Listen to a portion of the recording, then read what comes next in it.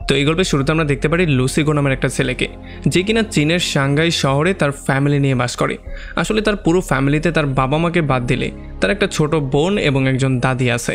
আসলে আমরা জানতে পারি তার বাবা মা এখনও অনেক বেশি রোমান্টিক, আর তারা সবাই মিলে চীনের সেই শহরের ছোট্ট একটা জায়গায় ছোট্ট একটা নুডলসের দোকান দেয়। আসলে অন্য সাধারণ ফ্যামিলির মতো লুসিগোর ফ্যামিলিরও তেমন কোনো চাহিদা নেই, খুবই সাধারণভাবে তারা একটা লাইফ লিড করছিল। তবে লুসিগো কোনোভাবেই এগুলো মেনে নিতে পারছিল না। তার প্ল্যানিংটা একটু ভিন্নই ছিল।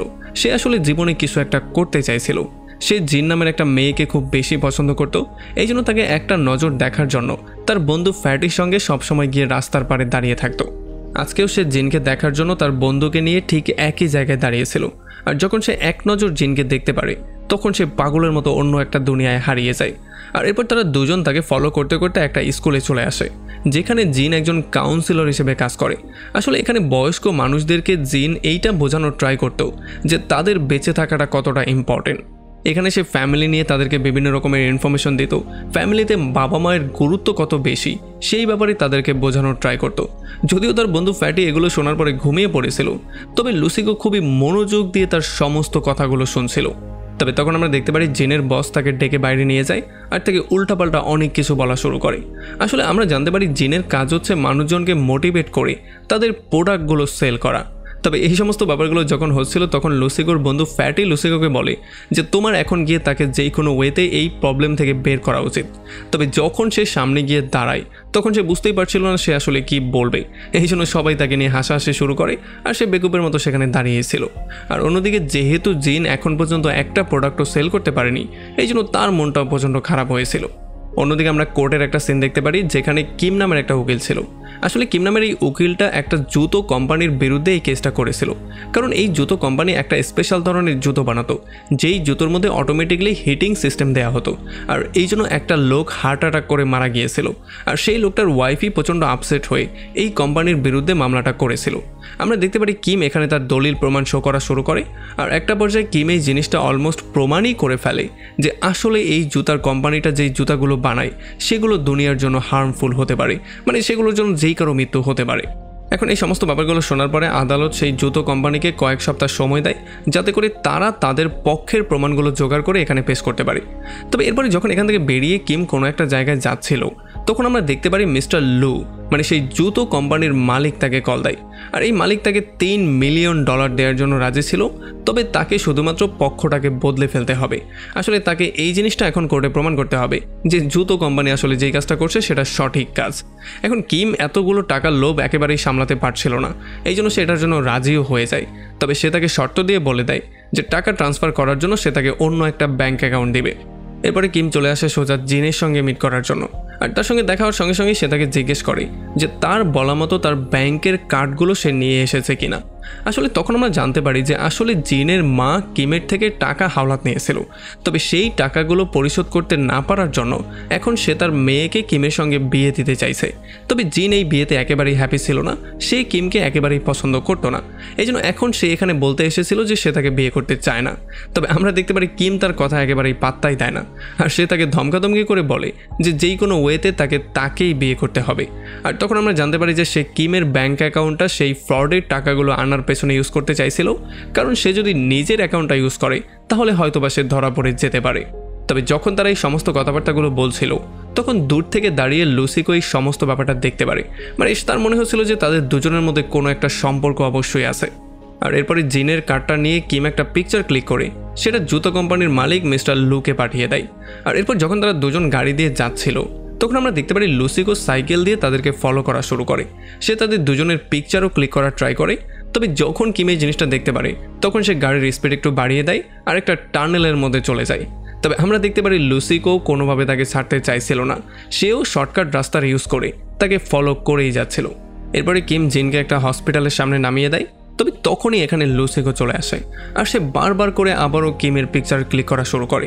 তবে যখন কিম এই জিনিসটা দেখতে পারে তখন সে একটু বেশি নার্ভাস হয়ে যায়, এই জন্য সে জোর করে লুসিকোর হাত থেকে ফোনটাকে কেড়ে নেওয়ার ট্রাই করে। তবে এই হাতাহাতি করার মাঝখানে হঠাৎই লুসিকোর ব্যালেন্স নষ্ট হয়ে যায় আর সে সেখান থেকে সোজা ব্রিজটার নিচে এসে পড়া শুরু করে। আর অন্যদিকে আমরা দেখতে পারি কিমের গাড়িটারও অ্যাক্সিডেন্ট হয়ে যায়। কিন্তু সবচেয়ে ভয়ঙ্কর ব্যাপার ছিল এইটা, যখন লুসিকো ব্রিজ থেকে নিচে পড়ে যায় তখন সে মাটিতে না পড়ে সোজা মাটি ফুটো করে অন্য একটা দুনিয়াতেই চলে আসে। এখানে সে দেখতে পারে প্রত্যেকটা জিনিস জীবিত। এই জন্য সে খুবই কিউরিয়াস হয়ে সমস্ত ব্যাপারগুলো দেখা শুরু করে। আর যখন সে ঘর থেকে বেরিয়ে একটা খেলার মাঠে চলে আসে, তখন এখানে সে ছোট্ট একটা খেলনা পেয়ে যায়। আর যেহেতু এই খেলনাটা তার অনেক বেশি পছন্দ হয়েছে, এই জন্য সে এটা পকেটের মধ্যে ভরে ফেলে। তবে তখনই সাইডে সে একটা দরজা দেখতে পারে, আর যখন সে দরজার মধ্যে ঢুকে যায়, তখন সে আবারও তার দুনিয়াতে ব্যাক করে। তবে এখন পর্যন্ত লুসিকো এই জিনিসটা ক্লিয়ারলি বুঝতে পারছিল না যে তার পকেটে যেই খেলনাটা ছিল, সেই খেলনাটা হচ্ছে একটা জাদুকরি খেলনা, যেটা কিনা তার যেই কোনো 3টা উইশ পূরণ করতে পারবে। আসলে এই সমস্ত ঘটনাটা লুসিফারের কাছে একটা স্বপ্নের মতো মনে হচ্ছিল, কারণ সে বুঝতেই পারছিল না তার সাথে হয়েছিলটা কি। কারণ সে এখন সেই ব্রিজের উপরেই দাঁড়িয়ে আছে, যেই ব্রিজ থেকে সে নিচে পড়েছিল। আর তার চোখের সামনে কিমকে হসপিটালে নিয়ে যাওয়া হচ্ছে, কারণ তার গাড়িটার অ্যাক্সিডেন্ট হয়ে গেছে। কিন্তু অন্যদিকে সে এখন পর্যন্ত সেখানে সহি সালামতে দাঁড়িয়ে আছে। আর এদিকে আমরা দেখতে পারি জিন ফাইনালি চলে আসে সেই হসপিটালের মধ্যে, যেই হসপিটালে তার মাকে ভর্তি করানো হয়েছিল। আসলে তার মা কিছু পাওনাদারের টাকা সময় মতো পরিশোধ করতে না পারার জন্য তার মাকে তারা আচ্ছা রকম করে ধোলাই করেছে, যেই জন্যই এখন তাকে হসপিটালে এসে ভর্তি হতে হয়েছে। যদিও তার অবস্থা দেখার পরে জিন তাকে বলছিল যে এখন টাকা বাঁচানোর সময় না, এখন তোমাকে একটা প্রাইভেট হসপিটালে নিয়ে দেখানোর সময়। তবে তার মা কোনোভাবেই তার কথা শুনতে চাইছিল না। সে তাকে বলছিল যে এখন পর্যন্ত আমি $6 লাখ ঋণের মধ্যে আছি, সো আমি কোনোভাবে আর বেশি ঋণের মধ্যে যেতে চাই না। এখন টাকা খরচ করার সময় না, এখন টাকা বাঁচানোর সময়। এই জন্য জিনকেও বাধ্য হয়ে এই সরকারি হাসপাতালেই লাইনে দাঁড়াতে হয়। অন্যদিকে যখন রাতের বেলায় লুসিকো তার বাসায় ব্যাক করে, তখন সে দেখতে পারে তার পুরো ফ্যামিলির ডিনারের জন্য বসে আছে। এই জন্য তারা সবাই খাবার দাবার খাওয়া শুরু করে। আর খাবার দাবার খাওয়ার মাঝখানে তারা তাদের পাশের দোকানটাকে কিনে ফেলার ব্যাপারে কথাবার্তা বলছিল। আসলে তাদের স্বপ্ন ছিল তারা সেই পাশের দোকানটাকে কিনে তাদের দোকানের সঙ্গে মিলিয়ে বড় একটা রেস্টুরেন্ট দিবে। আর এমন কথাবার্তা বলতে বলতেই তারা লুকিয়ে সেই ঘরের মধ্যেই চলে আসে। আর এখানে এসে তারা আবারও গল্পগুজব করা শুরু করে। তারা আসলে এই সমস্ত ব্যাপারগুলো নিয়ে ডিসকাশন করছিল যে কোন জায়গায় তারা বেড রাখবে, কোন জায়গায় সোফা রাখবে, কে কোথায় ঘুমাবে। আর এগুলো ডিসকাশন করে তারা আবারও তাদের রুমের মধ্যে চলে আসে আর তাদের ডিনারটা কমপ্লিট করে। এরপরে যখন লুসিকো তার রুমের মধ্যে এসে শুয়ে পড়ে, তখন সে সেই খেলনাটাকে ভালো করে দেখা শুরু করে, যেই খেলনাটা সে অন্য দুনিয়া থেকে পেয়েছিল। আসলে সেই জিনিসটা বুঝতেই পারছিল না যে এইটা দিয়ে করেটা কি। এই জন্য যখন সে ভালো করে এটা চেক করে, তখন সে একটা স্টার্ট বাটন পেয়ে যায়।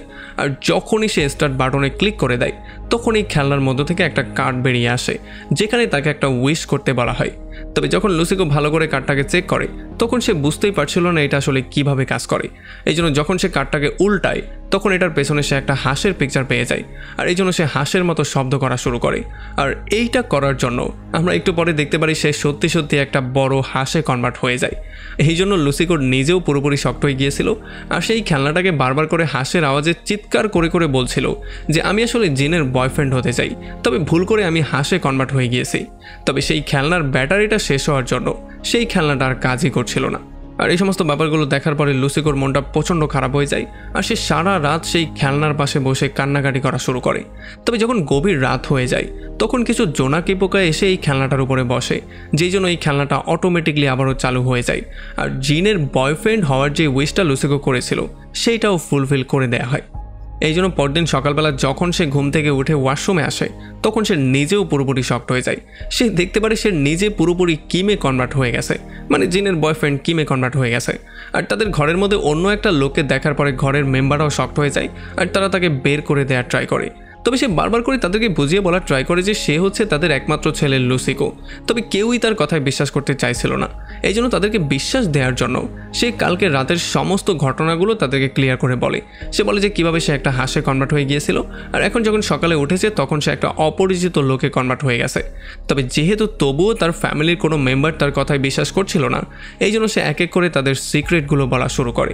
যেমন তার বাবা এখন পর্যন্ত লুকিয়ে লুকিয়ে স্মোকিং করে, তার দাদির একটা ইউটিউব চ্যানেলও আছে যেটা সে সবার কাছ থেকে লুকিয়ে রেখেছে। এমনকি তার মায়ের ফেভারিট গানটাও সে গিয়ে শোনায়। তবে এতে করে কোনো লাভ হয় না, তার বাবা তাকে মেরে সেখান থেকে বেরিয়ে করে দেয়। তবে তারপরে তাদের মনে পড়ে যে যদি তাদের ছেলের রুমের মধ্যে এই অপরিচিত লোকটা শুয়ে থাকে, তাহলে তাদের ছেলে আসলে কোথায় গেল। এই জন্য তারা লুসিকোকে ভিডিও কল দেয়। তবে যখন সেই ভিডিও কলটা সেই লোকটাই পিক করে, তখন তারা আরও বেশি শকড হয়ে যায়। এদিকে হসপিটালের নার্স দেখতে পারে কিমের জায়গায় অন্য একটা লোক শুয়ে আছে। এটা দেখার পরে সে নিজেও পুরোপুরি কনফিউজ হয়ে যায়। সেও বুঝতে পারছিল না যে একটা রাতের মধ্যে পেশেন্ট কিভাবে পুরোপুরি চেঞ্জ হয়ে গেল। অন্যদিকে আমরা দেখতে পারি লুসিকো কোনো রকমে লুকিয়ে লুকিয়ে তার বন্ধু ফ্যাটির ঘরের মধ্যে চলে আসে আর ফ্যাটিকে কালকে রাতে হয়ে যাওয়া সমস্ত ঘটনাগুলো ডিটেইলি বলে। তবে ফ্যাটির জন্য তার উপরে বিশ্বাস করা খুবই কষ্টকর ছিল, কিন্তু এরপরে যখন তাদের দুজন বন্ধুর মধ্যে সিক্রেটগুলো সে এক এক করে বলা শুরু করে তখন ফ্যাটি তার উপরে বিশ্বাস করা শুরু করে।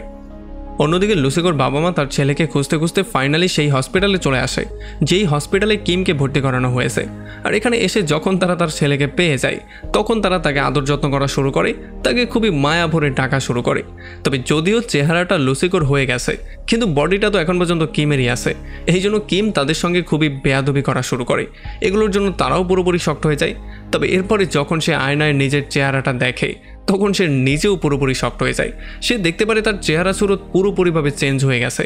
সে বুঝতেই পারছিল না যে কালকেও তো সে ঠিক ছিল, তাহলে আজকে তার সাথে কি এমন হয়ে গেল। আর তখনই হসপিটালে কিমকে খুঁজতে খুঁজতে দুইটা লোক চলে আসে। আসলে তারা চাইছিল সেই $3 মিলিয়ন কিমের অ্যাকাউন্টে ট্রান্সফার করতে। তবে এখানে যখন তারা কিমকে পায় না তখন তারা চলে যাওয়ার ট্রাই করে। যদিও লুসিকো কিম এখন তাদেরকে আটকানোর অনেক ট্রাই করে, তবে এতে করে কোনো লাভই হয় না। আর যেহেতু তারা এমন উল্টাপাল্টা ব্যবহার হসপিটাল নোটিস করছিল এই জন্য তারাও দ্রুত তাকে বিদায় করে দেয়। অন্যদিকে আমরা দেখতে পারি লুসিকো তার বন্ধু ফ্যাটিকে নিয়ে চলে আসে তাদের রুমের কাছে। আর ফ্যাটিকো জানলা দিয়ে রুমের মধ্যে গিয়ে সেই খেলনাটাকে চুরি করে সেখান থেকে বেরিয়ে চলে আসে। এরপর তারা দুজন একটা নিরিবিলি জায়গায় চলে আসে। এখানে এসে তারা খেলনার উপরে থাকা ভাষাগুলোকে গুগল ট্রান্সলেটের মাধ্যমে বোঝার ট্রাই করছিল। আসলে এই খেলনাটার উপরে লেখা ছিল এটা একটা জাদুকরি খেলনা, আর এই খেলনাটা যার হাতে থাকবে তার যেই কোনো 3টা উইশ এই খেলনাটা পূরণ করতে হবে। তবে একটা শর্ত হচ্ছে এই খেলনাটার কাছে উইশ 6 দিনের মধ্যে চাইতে হবে। যদি 6 নম্বর দিনে 6টার পরে কোনো উইশ করা হয় তাহলে সেই উইশটা পূরণ করা হবে না, তখন সময় শেষ হয়ে যাবে। আর যেই উইশগুলো সে অলরেডি পূরণ করবে সেই উইশের মধ্যেই সে সারা জীবন আটকা পড়ে থাকবে। এখন লুসিকো বুঝতে পারে যে যদি সে 6 দিনের মধ্যে রিভার্স উইশ না করে তাহলে সে কিমের বডির মধ্যে আটকা পড়ে যাবে। তবে এখন তারা দুজন চিন্তা করা শুরু করে যে আসলে তাদের হাতে পুরো 6টা দিন আছে। এই 6 দিনে তারা চাইলে কি কি না করতে পারবে। তারা কিমের টাকা দিয়ে ফুর্তি করতে পারবে, যেখানে যেটা ইচ্ছা সেটা করতে পারবে, যেভাবে ইচ্ছা টাকা খরচ করতে পারবে, আর ফাইনালি কিমকে পুরোপুরি ফকির করে তাকে রাস্তায়ও নামিয়ে আনতে পারবে। তবে আমরা দেখতে পারি লুসিকো তাকে সরাসরি না করে দেয়। সে বলে যে না, এই সমস্ত কাজগুলো আমরা করতে চাই না, আমি শুধুমাত্র জিনের সঙ্গে একটু সময় স্পেন্ড করতে চাই। আর নেক্সট দিনে আমরা দেখতে পারি সে জিনের সঙ্গে মিট করার জন্য বিভিন্ন রকমের কাপড় ট্রাই করা শুরু করে। এরপর যখন সে জিনের সঙ্গে মিট করতে চলে আসে তখন জিন তাকে এটা ক্লিয়ারলি জানিয়ে দেয় যে তার মায়ের জোর করাতেই সে তার সঙ্গে মিট করতে এসেছে, এর বাইরে আর কোনো কথা নেই। তবে আমরা দেখতে পারি লুসিকো তার কথা পুরোপুরি ইগনোর করে দেয় আর তার সঙ্গে গিয়ে খাবার দাবার খাওয়া শুরু করে। তবে এখানে লুসিকো বাচ্চাদের মতো বিহেভ করা শুরু করে আর সে জিনকেও তার সঙ্গে এমনটাই করতে বলে।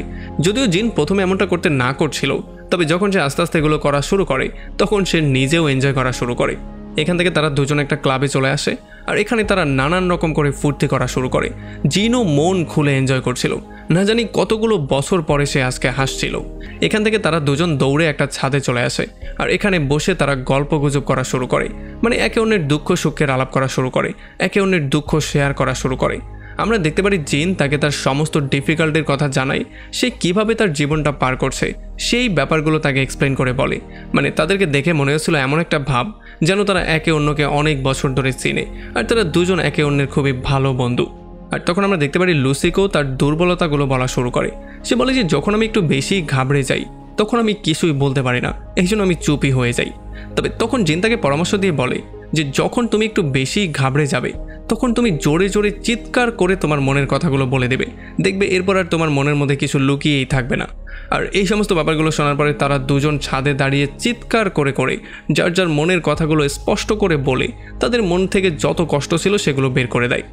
এরপরে পরদিন সকালবেলা জিন লুসিকোকে বলে যে আসলে তোমার এই বাচ্চার মতো বিহেভিয়ারটার প্রেমে আমি পড়ে গেছি। যদিও প্রথম দিকে আমার খারাপ লেগেছিল, তবে এখন আস্তে আস্তে করে আমার ভালো লাগা শুরু হয়েছে। এইটা বলে সে তার কাছে চলে আসে আর তাকে জড়িয়ে ধরে কিস করার ট্রাই করে। তবে তখন কিমের শরীরটা জোরে একটা ধাক্কা দিয়ে তাকে নিচে ফেলে দেয়। আসলে আমরা জানতে পারি জিন ভালোবেসেছিল লুসিকোর মনকে, কিমের শরীরকে না। এই জন্যই কিমের শরীর ধাক্কা দিয়ে তাকে দূরে ফেলে দিয়েছিল। আর এত জোরে ধাক্কা দেওয়ার জন্য কিমও অনেকটা ব্যথা পেয়ে যায়। এই জন্য প্রচণ্ড মাথা গরম করে তাকে উল্টাপাল্টা অনেক কিছু বলে সেখান থেকে বেরিয়ে চলে যায়। অন্যদিকে আসল কিমকে লুসিকোর ঘরের মধ্যে নিয়ে আসা হয়। এই জন্য পরদিন সকালবেলায় সে সেই জুতো কোম্পানির মালিক মিস্টার লুয়ের সঙ্গে কথাবার্তা বলতে চলে যায়। তবে মিস্টার লু তাকে একেবারে পাত্তাই দেয় না আর তাকে জোর করে কোম্পানি থেকে বের করে দেওয়া হয়। আর এরপর সে তার বাসায়ও যাওয়ার ট্রাই করে। তবে তবে সিকিউরিটি গার্ড যেহেতু তাকে চিনতে পারছিল না, এই জন্য তার নিজের বাসায় তাকে ঢুকতে দেওয়া হয় না। আর এদিকে লুসিকোর বাবার মনে হচ্ছিল তার ছেলে এমন বিহেভিয়ার করছে কারণ আঘাতের জন্য হয়তোবা তার ছেলের স্মৃতিশক্তি চলে গিয়েছে। আর এরপর যখন তারা সবাই ঘুমিয়ে পড়ে তখন আমরা দেখতে পারি কিম লুসিকোর বোনের মোবাইলটা চুরি করে সেটা দিয়ে সোজা কোম্পানির মালিক লুকে কল দেয় আর তাকে বলে যে এখন সে শুধুমাত্র তার সঙ্গে মিট করবে কোর্টের হিয়ারিংয়ের দিনে। আর সে তাকে কনভিন্স করে এটাও বলে যে তোমার কোম্পানিরই জয় হবে, তবে টাকাগুলো আমাকে অবশ্যই সময় মতো সেন্ড করে দিতে হবে, তবে এর মাঝখানে একটু ব্যস্ত থাকার জন্য আমি কোনোভাবেই তোমার সঙ্গে মিট করতে পারবো না। এদিকে আসল লুসিকো তার বন্ধু ফ্যাটিকে জিনের সঙ্গে কাটানোর সময়গুলো সম্পর্কে বলা শুরু করে। সে বলে যে আজকের দিনটা খুবই ভালো একটা সময় আমরা পার করেছি। তবে তখন তার বন্ধু ফ্যাটি তাকে পরামর্শ দিয়ে বলে যে এইটাই হচ্ছে গিয়ে আসল সময়, তোমাকে কিমের কাছ থেকে জিনকে দূরে সরাতে হবে। মানে যদি তুমি জিনকে তোমার করে পেতে চাও তাহলে কিমের বডি থেকে তাকে দূরে সরাতে হবে। আর এই সমস্ত ব্যাপারগুলো লুসিকো খুব ভালো করে বুঝতে পারে, এই জন্য সে পরের দিন অ্যাকশন নেওয়ার সিদ্ধান্ত নেয়। সে জিনকে ডেকে একটা রেস্টুরেন্টে নিয়ে আসে সরি বলার জন্য। অন্যদিকে জিনের মা যেহেতু বারবার করে তাকে প্রেশারাইজ করছিল, এই জন্য বাধ্য হয়ে তারও কিমের সঙ্গে মিট করতে চলে আসতে হয়। এখন প্ল্যান মতে লুসিকো জিনকে সরি বলার জায়গায় উল্টো এখানের ওয়েটারের সঙ্গে বেয়াদবি করা শুরু করে। আর এই সমস্ত ব্যাপারগুলো দেখার পরে জিন একটু বেশি লজ্জা পেয়ে সেখান থেকে রাগ হয়ে উঠে চলে যায়। এরপরে যখন সন্ধ্যাবেলায় জিন তার রুমের মধ্যে একা বসেছিল তখন তার মা বারবার করে তাকে কল দিচ্ছিল। আসলে সে কিমের কাছ থেকে কিছু টাকা নেয়ার ব্যাপারে তাকে কথাবার্তা বলতে বলছিল, তবে জিন তার মায়ের কোনো কলই পিক করছিল না। একটু পরে তাকে লুসিকো কল দেয় আর লুসিকো আজকের রেস্টুরেন্টের ঘটনার জন্য তার কাছে মাপ চাওয়া শুরু করে আর সে বারবার করে তাকে সরিও বলে। তবে আমরা দেখতে পারি জিন তাকে এটা স্পষ্ট জানিয়ে দেয় যে আমি চাইলেও তোমাকে আর মাফ করতে পারবো না, তুমি ব্যবহারটাই এমনটা করেছো। আর এটা বলার সঙ্গে সঙ্গে যখন তারা ফোনটা রেখে দেয় তখন আমরা দেখতে পারি লুসিকো আর তার ফ্রেন্ড নাচানাচি করা শুরু করে। তবে আরও একবার শেষবারের মতো পার্কে মিট করার জন্য সে জিনকে রাজি করিয়েই ফেলে আর সে এইটাও তার কাছে প্রমিস করে যে এইবার সে উল্টাপাল্টা কোনো ব্যবহার করবে না। এরপরে যখন পরদিন পার্কে জিন তার সঙ্গে মিট করতে যায় তখন প্ল্যান মতে লুসিকোর সঙ্গে অলরেডি দুটা মেয়ে ছিল আর এই মেয়েগুলো জিনকে অনেক বেশি অপমান করা শুরু করে। আর এই সমস্ত ব্যাপারগুলো সহ্য করতে না পেরে জিন প্রচণ্ড রাগ করে একটা ট্যাক্সিতে উঠে বসে। তবে লুসিকো এখন পর্যন্ত তাকে ফলো করেই যাচ্ছিল। সে উল্টোই ট্যাক্সির কাছে এসে জিনকে নানান রকম করে অপমান করে আর তাকে বলে যে তোমার মতো এমন আনস্মার্ট এবং খ্যাত একটা মেয়ে আমি জীবনও দেখিনি, তোমার মতো এমন কুৎসিত মেয়েও আমি আমার জীবনে দেখিনি। আর এগুলোতে প্রচণ্ড রাগ হয়ে জিন তাকে বলে যে কোনোদিনও আমার সামনে আসার ট্রাই করবে না। এটা বলে যখনই ট্যাক্সি নিয়ে সে চলে যায় তখন আমরা দেখতে পারি লুসিকোর খুশির শেষ ছিল না, কারণ তার প্ল্যানটা পুরোপুরি কাজ করে ফেলেছে। এখন জিন কিমকে সবচেয়ে বেশি হেট করে। তবে তখনই আবার তার ঘরের কথা তার মনে হওয়া শুরু হয়ে যায়, এই জন্য সে খুবই আপসেটও হওয়া শুরু করে। অন্যদিকে আমরা দেখতে পারি লুসিকোর বাবা মা যেহেতু মনে করছিল তাদের ছেলের স্মৃতিশক্তি হারিয়ে গেছে, এই জন্য তারা প্রচণ্ড আপসেট হয়েছিল। এই জন্য তাদের ছেলের স্মৃতিশক্তি ফেরত আনার জন্য তারা পুরনো একটা গান গাওয়া শুরু করে। তবে আমরা দেখতে পারি কিম অন্যদিকে মুখ করে ঘুমানোর নাটক করছিল। তবে লুসিকোর বাবা মার তার প্রতি এত ভালোবাসা দেখার পরে তার নিজের ছোটবেলার স্মৃতিগুলো মনে হওয়া শুরু হয়ে যায়। এখান থেকে গল্পটা ফ্ল্যাশব্যাকে চলে আসে আর আমরা দেখতে পারি কিমের ছোটবেলার একটা স্মৃতি। আমরা দেখতে পারি যে কিম বাইরের ঠান্ডার মধ্যে দাঁড়িয়ে তার বাবা মাকে ভেতরে দেখতে পেত তার বোনকে ভালোবাসা দিতে, তবে তার প্রতি তারা একেবারেই কেয়ারলেস ছিল। আর এই সমস্ত ব্যাপারগুলোতে আমরা এই জিনিসটা ক্লিয়ারলি বুঝতে পারি যে কিমের ছোটবেলাটা মোটেও সাধারণভাবে কাটেনি, তার ছোটবেলাটা দুঃখে জর্জরিত ছিল। এরপর পরদিন সকালবেলা কিম ভুল করে লুসিকোর একটা ডিভাইসকে চালু করে দেয়, যেই ডিভাইসটা তার বন্ধু ফ্যাটি এবং সে নিজেদের মধ্যে কমিউনিকেশন করার জন্য বানিয়েছিল। আর এই ডিভাইসটার সিগন্যাল যখন ফ্যাটি পেয়ে যায় তখন সে কিমের সঙ্গে কথাবার্তা বলা শুরু করে। আসলে তার মনে হয়েছিল যে লুসিকো সেই 3 নম্বর উইশটাকে বলে তার নিজের বডির মধ্যে আবারও ফেরত চলে গিয়েছে। এই জন্য সে তার সঙ্গে কথাবার্তা বলার মাঝখানে কিমের কাছে সেই জাদুর খেলনাটা সম্পর্কেও বলে দেয়। আর এইটা শোনার পরে কিম একটু বেশি কিউরিয়াস হয়ে যায়, এই জন্য সে খুবই চালাকি করে ফ্যাটিকে সেই জাদুর খেলনাটা সহ একটা জায়গায় আসার জন্য বলে। আর ফ্যাটিও খুবই সরল মনে কিছু না বুঝে সেই খেলনাটা নিয়ে সেই লোকেশনে চলেও আসে। আর একটু পরে যখন লুসিকোকে এখানে ডেকে নিয়ে আসা হয় তখন লুসিকো দেখতে পারে অলরেডি কিম সেই জাদুর খেলনা সম্পর্কে সমস্ত ব্যাপারগুলো জেনে গিয়েছে। এখন কিম তাদেরকে থ্রেট করে বলা শুরু করে যে এই জাদুর খেলনা সম্পর্কে সে সবাইকে বলে দেবে, আর যদি তারা চায় সে এমনটা না করুক তাহলে তার 2টা কাজ লুসিকোকে করতে হবে। মানে এখন যেহেতু তার চেহারাটা কিমের মতো দেখতে, এই জন্য কিম হয়ে লুসিকোকে তার 2টা কাজ করতে হবে, কারণ এখন পর্যন্ত 6 দিন হতে 2 দিন বাকি ছিল। এই জন্য কালকের দিনে প্রথমে তাকে গিয়ে তার একটা স্পেশাল লোকের সঙ্গে মিট করতে হবে আর তার কিছু টাকা সেখান থেকে কালেক্ট করতে হবে। আর পরদিন মানে লাস্টের দিনে তাকে কোর্টে গিয়ে উকিল হয়ে সেই ক্লায়েন্টের পক্ষে কেসটাকে লড়তে হবে। তবে এগুলো শোনার পরে লুসিকো তাকে বলে যে আমি আসলে কিভাবে একটা উকিল হয়ে কোর্টে গিয়ে কাজ করব, কারণ আমার বয়স তো মাত্র 18 বছর। তখন কিম তাকে বলে যে তোমাকে উকিল টুকিল হতে হবে না, তুমি শুধুমাত্র কোর্টে যাবে, সব কিছু আগে থেকেই কাগজের মধ্যে লেখা থাকবে, তুমি শুধু কাগজ দেখে দেখে সমস্ত ব্যাপারগুলো পড়ে বলে দেবে, বাস তোমার কাছে এতটুকুই। এই জন্য পরদিন সকালবেলা লুসিকো কিম হয়ে চলে আসে সেই কোম্পানির মালিক মিস্টার লুয়ের সঙ্গে মিট করার জন্য, আর তার কাছ থেকে সমস্ত টাকা পয়সাগুলো কালেক্ট করা শুরু করে। তবে তখন দুর্ভাগ্যবশত জিনের মাও সেই পর্যন্ত পৌঁছে যায়, আর সে তাদের সমস্ত কথাগুলো শুনে ফেলে। এই জন্য যখন কিম সেখান থেকে চলে যায়, তখন জিনের মা গিয়ে মিস্টার লুকে হুমকি দিয়ে তার কাছ থেকে মুখ বন্ধ রাখার জন্য টাকা চাওয়া শুরু করে, মানে তাকে ব্ল্যাকমেল করা শুরু করে। এরপরে ফাইনালি চলে আসে শেষ দিন, মানে আজকে হচ্ছে সেই 6 নম্বর দিন, আর আজকেই তাকে সেই উইশ করে তার নিজের বডিতে ব্যাক করতে হবে। আর আজকে যেহেতু কিমের কোর্টে একটা হিয়ারিং ছিল, এই জন্য কিমকে কোর্টেও যেতে হতো। এই জন্য লুসিকো কোনো রকমের রেডি হয়ে চলে আসে কোর্টে। আর যখন কোর্টে সে ঘড়ির দিকে তাকায়, তখন সে দেখতে পারে 6টা বাজতে এখন শুধুমাত্র 4 ঘন্টাই বাকি আছে। অন্যদিকে জিনও তার মায়ের কাছ থেকে এই জিনিসটা জানতে পারে যে সেই জুতা বানানো কোম্পানি, মানে মিস্টার লুয়ের যেই কোম্পানিটা, সেটা আসলেই একটা ফ্রড কোম্পানি। এটা শোনার পরে জিন তার মাকে বলে যে তোমার মিস্টার লুয়ের কাছ থেকে টাকা না নিয়ে বরং সত্যিটা নিয়ে কোর্টে যাওয়া উচিত ছিল। তবে তার মা কোনোভাবেই এটার জন্য রাজি হচ্ছিল না, কারণ তার কাছে টাকাটা সবার আগে। তবে এগুলো শোনার পরে জিনের মাথা প্রচণ্ড গরম হয়ে যায়। এই জন্য সে তার মাকে বকাবকি করে সে নিজেই বেরিয়ে পড়ে কোর্টে যাওয়ার জন্য। আর এটা দেখার পরে জিনের মাও তাকে থামানোর জন্য তার পেছন পেছন যাওয়া শুরু করে। আর এমন করেই তারা দুজনেই বেরিয়ে পড়ে কোর্টের দিকে। আর বাসের মধ্যে জিন তার মাকে বারবার করে এই জিনিসটা বুঝিয়ে বলার ট্রাই করে যে আসলে আমার কখনোই টাকা পয়সার প্রতি এতটা লোভ ছিল না, আমি তো সবসময় শুধু সাধারণ একটা জীবন লিড করতে চাইছিলাম, কিন্তু দেখো আজকে তোমার জন্য আমি কোথায় এসে দাঁড়া হয়েছি। এদিকে কোর্টের মধ্যে লুসিকো ফুললি কনফিডেন্ট নিয়ে কিমের দেয়া সমস্ত লেখাগুলো সবার সামনে পড়ে শোনায়, যেই জন্য সেই জুতার কোম্পানি এই কেসটা উইনও করে ফেলে। তবে এইটা দেখার পরে পাশে থাকা সেই বৃদ্ধ মহিলাটা কিমের হাত ধরে বারবার করে কান্নাকাটি করে তার কাছে সাহায্য চাওয়া শুরু করে, কারণ কিম তাকে প্রমিস করেছিল যে সে যেই কোনো ওয়েতে এই কেসটা উইন হতে তাকে সাহায্য করবে, আর তার স্বামীর মৃত্যুর যেই ন্যায় বিচার সেটা সে তাকে পেতে সাহায্য করবে। তবে এই সমস্ত ব্যাপারগুলো যখন হচ্ছিল, তখনই লুসিকোর পকেট থেকে একটা ছোট খেলনা পড়ে যায়। আসলে এই খেলনাটা তাকে জিন দিয়েছিল সেই দিন রাতের বেলায়, যেই দিন রাতে তারা খুবই সুন্দর একটা সময় স্পেন্ড করেছিল। আর এটা দেখার পর তার মনে পড়ে যায় জিনের সেই কথাগুলো, যেখানে জিন তাকে বলেছিল যে জীবনে কোনো দিনও খারাপ মানুষের সঙ্গ দেওয়ার ট্রাই করবে না, সবসময় সত্যের পক্ষে দাঁড়া হওয়ার ট্রাই করবে।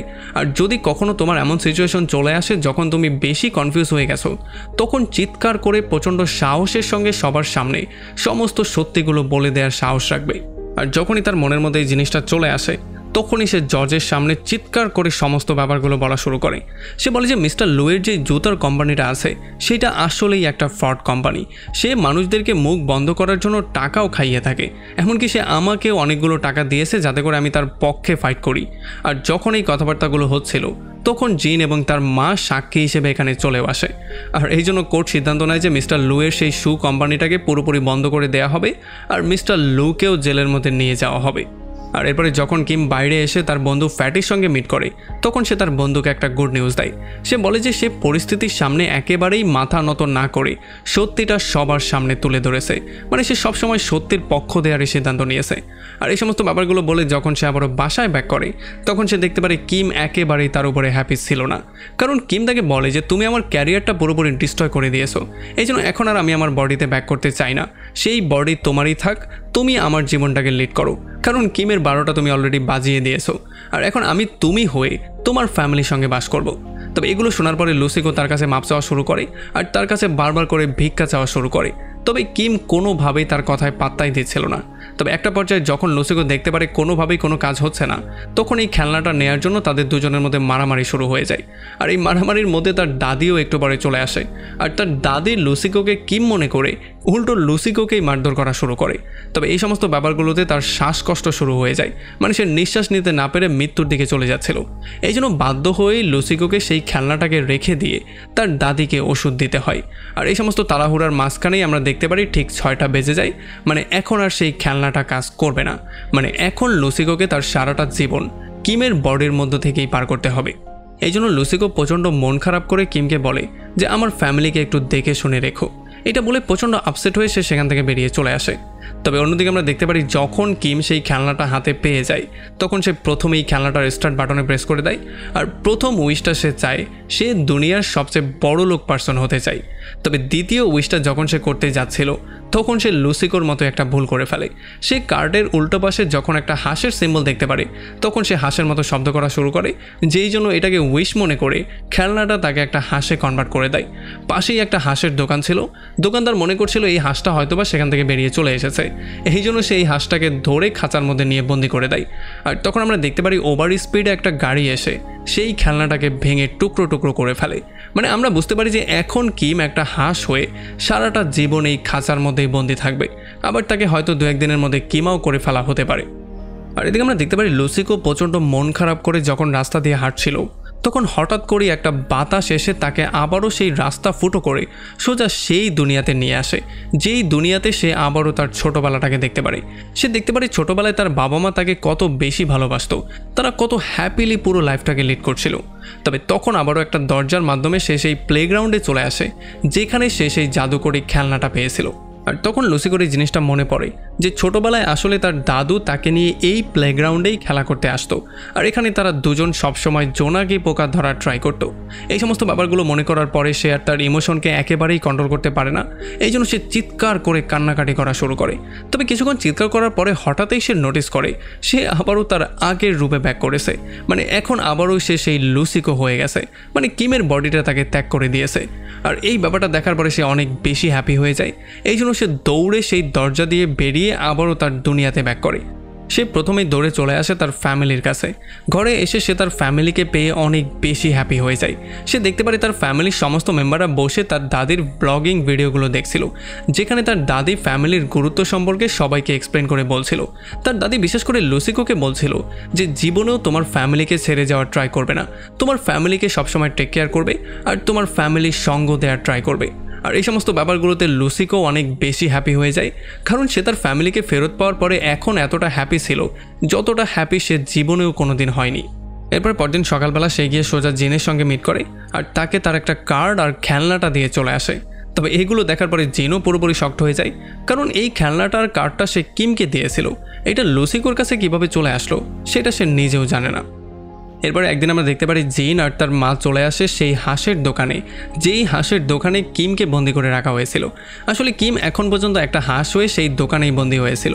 আর যখন সে জিনকে দেখতে পারে তখন সে তাদের মনোযোগ তার দিকে আনার জন্য বারবার করে চিৎকার করে ডাকা শুরু করে। আর জিনকে একটু কনভিন্স করার জন্য সে তার পাখা দিয়ে একটা হার্টের সিম্বল বানায়। এই জন্য জিন জিদ করা শুরু করে সেই হাঁসটা কিনবে, আর তার মাও তার কথা রেখে হাঁসটা কিনে নিয়ে আসে। তবে বাসায় আনার পরে তারা দুজন ডিসকাশন করা শুরু করে যে আসলে এই হাঁসটার সঙ্গে তারা কি করবে।